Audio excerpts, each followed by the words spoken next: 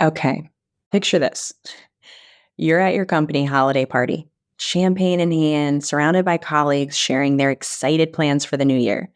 Everyone's buzzing about upcoming projects and team goals, and there you are, nodding along, carrying the biggest secret of your career. You won't be there to see any of it through. If you're planning your corporate exit while navigating end of year festivities, this episode is your survival guide. Keep listening for exactly how to handle the guilt, manage the celebrations, and turn this awkward period into powerful preparation for your entrepreneurial future. Welcome to How to Quit Your Job, a mom's guide to creating a life and business you love. It's a podcast that helps working moms just like you optimize your time, manage your mind, and start a business that helps you create more freedom, flexibility, and yes, fun. I'm business and mindset coach Jenna Reichel, and I offer practical tips to help you ditch the 9-to-5. I've been exactly where you are, and I know what it takes to make the transition without trading one form of burnout for another. So let's get started. Hello, mom friends. How is it December already? I'm actually really excited about this entire month because Adley loves colorful lights, and this is obviously the best time of year for lights. And speaking of the time of year, today we're diving into something that I know some of you are wrestling with right now. And it's the complicated mix of emotions when you're planning your exit from corporate during the most festive time of the year. The holiday parties, the end of year celebrations. So for an entire year before I left my corporate job, I was living what felt like a double life. I was building my coaching business on the side, seeing clients after hours, all while showing up fully in my corporate role. And that meant sitting through countless strategy meetings, training new team members, and leading projects that I knew I wouldn't see through to completion. I remember receiving end-of-year team awards and creating vision boards together to start the year and feeling this intense mix of gratitude and guilt. There I was, surrounded by colleagues, excitedly discussing plans for the upcoming year, projects we'd launch together, goals we'd achieve as a team. And I was nodding along, knowing that I wouldn't be there to see any of it through. And that's a heavy secret to carry. Whether you're 6 months into your exit plan or just starting to think about your transition, I know that weight. The way your stomach twists when your boss starts talking about your role in the next year's initiatives, the careful dance of being both present and engaged while protecting your future plans, or at least trying to. Today's episode is for those of you who are carrying around your own secret plans, especially while navigating end-of-year festivities. We're going to talk about how to handle this delicate time with grace, authenticity, and as always, self-compassion. And don't worry, I'm going to give you practical strategies that you can implement immediately to feel more confident and less guilty about your choices. So let's start with the practical side of things, because I know that's what helps us type A corporate moms get our bearings. I'm going to share 3 key strategies for managing this transition period, and then we'll dive into the emotional work that goes along with it. The first thing is to be strategic about participation in year-end activities. I want to offer some strategies on how to handle all those holiday events and year-end celebrations that are coming up. First, you absolutely should participate.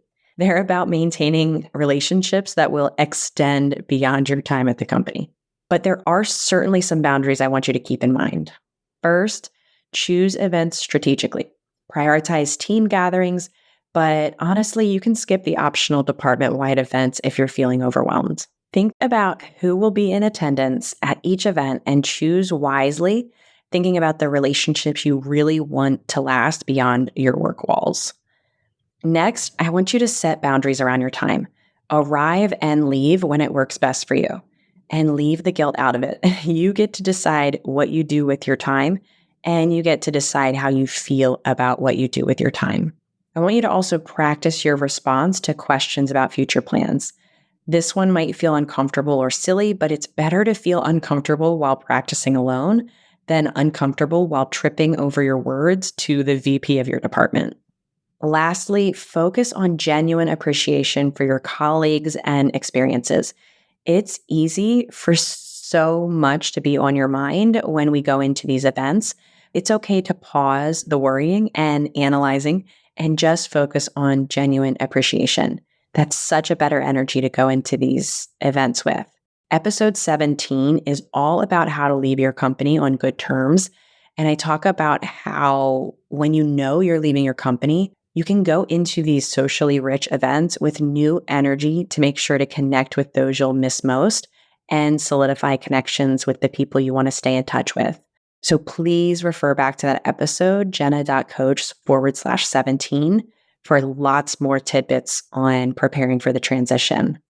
But I want you to know the key to doing all of this is to really focus on being fully present and grateful for the relationships you've built rather than getting caught up in guilt about your future plans.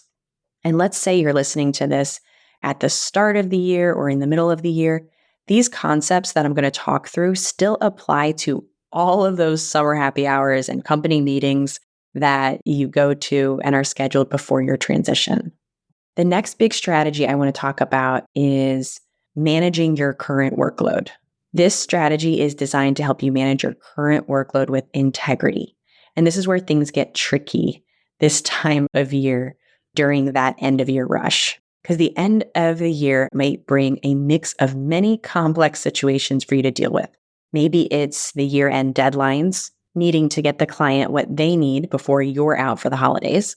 Maybe it's colleagues using their remaining PTO, so you might be understaffed. Maybe it's the planning sessions for next year, which means extra meetings that don't allow you to get done the things on your daily or weekly agenda. Maybe it's budget meetings for projects you won't necessarily be around to complete. So here's what I want you to focus your energy on. First, document everything you're working on. They say hindsight is 20/20, but also foresight's pretty helpful as well. You know you're going to be leaving. So as you're working on old and new projects, document things as such. Maybe you didn't create as detailed of notes when you knew it was just your responsibility, but that's all going to change soon enough. So approach projects like a scientist who needs to be so clear that someone else can perform the exact experiment later. On that same note, create detailed handover notes as you go. Since I had about a year of runway that I gave myself to put my exit plan in place, that meant that I had a lot of time to put together SOPs and resources to hand off to whoever would replace me. If you worked in one company for a decade or more like me, you have so much knowledge that needs to get passed on. It's a lot of work to do that in 2 weeks. So when you know you're going to leave, you can work on this strategic document over time and add things to it as you experience them rather than trying to rush and think of everything in the last week with the company. I want you to also focus your energy on completing those short-term deliverables. Okay, you should have an idea of when you're leaving and how the deliverables fall into that timeline. So for those that you'll be able to see through, give it all you got. For those that you won't be able to see through, make sure that you're creating those detailed handover notes and that you're documenting everything you're working on. But also be strategic about which long-term projects you take on as well. In those meetings at the end of the year, when they're talking about the initiatives, it's okay to say no to things and just blame it on bandwidth or wanting to give someone else an opportunity to learn. You don't have to say, I won't be here in 2 months. All of these strategies are really helpful in curbing some of that guilt that you might feel. You're going to be setting the company up for success when you leave. Everything that company has done for you over the years, and I hope it's done quite a bit, and like I experienced with my past company, everything that it's done for you, this is your way to repay them by leaving everyone in a great position. Hey moms, just jumping in real quick. If what I'm sharing resonates with you and you're ready to make real changes in your life, I'd love to support you. Through my one-on-one coaching program, I help moms just like you create the strategy and accountability needed to build a business and life you love. Ready to explore what's possible? The link to apply for a free strategy session is in the show notes. And if you're not quite ready for coaching, please join our free Mom Entrepreneur Circle, a community of moms who get it. All the links are waiting for you in the show notes. Go to jenna.coach/episode number to check it out. Now, let's get back to today's episode. The last strategy is all about your network and how to think about this big secret you're carrying when it comes to balancing trust and privacy within work relationships. It's easy to think that once we've decided our transition date, it's best to tell our work buddies. But I want to recommend holding off and keeping the secret a little bit longer. Even though it feels wrong, keeping this information private is so important. When you tell a colleague about your plans to leave, you're not just sharing information. You're also putting them in a position where they have to keep your secret. It's also potentially making them feel conflicted about their loyalties to you versus the company. It's also potentially damaging their ability to do their job effectively if you leaving impacts their role. And the more people you tell, the more of a risk it is that your plans get out before you're ready, even if the person doesn't mean to share directly. I know that means it can feel even more isolating when you've decided your transition date, but aren't able to get validation from your coworkers. So instead of telling work friends, here's what you can do. You can start building your external support network now. And I recommend joining communities of other women and moms planning similar transitions or who have transitioned out of corporate in general. Listen to episode 7, which is all about how to build that network. I want you to also focus on being present and authentic in your work relationships without compromising your future plans. That looks like showing up exactly how you would show up for your coworker buddies, just not bringing up the topics of leaving. You can still be there for them. It can still be a present and authentic relationship without talking about the topic of how long you're going to be in your position. The other thing, of course, I want to recommend is to work with a coach or therapist who can help you navigate the emotional aspects of the transition. And of course, a coach would also help you navigate the strategic aspects of the transition. You don't have to do this alone. And remember, keeping this information private isn't about trust. It's about protecting everyone involved, including your work buddies. You're actually doing them a favor by not putting them in a position where they have to choose between their loyalty to you and their professional obligations. And here's what's super important and something I want you to remember. The time will come when you can have an open, honest conversation with these friends. I encourage you to be really open with them about your decision-making process and why you felt it was important to keep the information private. And my hope is that if they are a true friend, they'll understand. Now, let's talk about the emotional side of all of this, because I know that's where many of you are really struggling. Any guilt that you're feeling is completely normal. In fact, it's a sign that you care about your work and your colleagues, and that's a good thing. But here's what I want you to remember. You're not being dishonest by keeping your plans private. You're being professional. You're protecting both yourself and your company by managing this transition thoughtfully. So let's talk about those complex feelings that surface during these holiday work events when you're planning your exit. The first is guilt, especially at the celebrations. You might be thinking something like, should I even attend the holiday party? It feels wrong to celebrate when I'm planning to leave. And the reality is that these celebrations aren't just about the future. They're a recognition of what you've already accomplished. Your contributions this year are real and worth celebrating. Plus, these events are valuable opportunities to strengthen relationships. The next feeling that I hear about and experienced myself and see most often is anxiety around the year-end activities. You might be thinking something like, everyone's talking about next year's goals and projects. How do I participate without being dishonest? But your insights and expertise are valuable whether you'll be there next year or not. Contributing to future planning helps ensure a smooth transition and shows professional integrity. So I want you to focus on setting your team up for success. That's something you can do authentically regardless of your timeline. Anxiety may also creep in when you're constantly thinking, what if I'm making a huge mistake? My corporate job is stable and provides for my family. And I want you to know that you're not choosing between security and risk. You're choosing between two different types of security. Okay, building your business while employed actually provides more security than staying in a job that could disappear at any time. You're creating options for your family, okay, not limiting them. Another common feeling that you might be going through is worry or concern about how this will impact your team. You might be thinking something like, my team depends on me. What will happen to them after I leave? And whether you like it or not, your team existed before you and it will exist after you. Okay.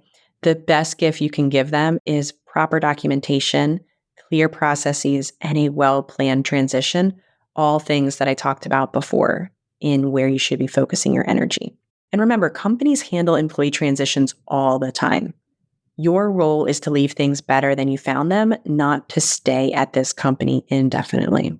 The last emotion that I want to talk about is, feeling two-faced during these festivities and meetings.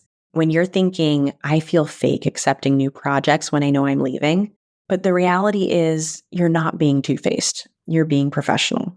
There's a clear difference between privacy and dishonesty. You're honoring your current commitments while planning your future. This is exactly what business leaders do when they're planning strategic changes. They keep things confidential until the right time. Privacy around career transitions is a normal part of professional life. You can genuinely celebrate your team's successes and plans while keeping your own plans private until the appropriate time. And let me share something with you about my experience. The hardest part for me wasn't managing any of these feelings individually. It was truly experiencing all of them within the span of a single workday. One moment I'd be thrilled about a new client booking in my side business. The next I'd be tearing up during a team celebration. And then I'd be having a complex emotional response to someone asking about my 5-year plan with the company. But here's what I want you to know. These feelings aren't signs that you're doing something wrong. They're not red flags about your decision. They're evidence that you're a whole, complex human being who's capable of caring deeply about the people and working in your current role while still honoring your call to something new. So here's what I want you to take away from today's episode. Number one is your feelings are valid, but they don't have to control your actions. Check out some of the other episodes that I've talked about with emotions. I just did one 2 episodes ago, episode 27.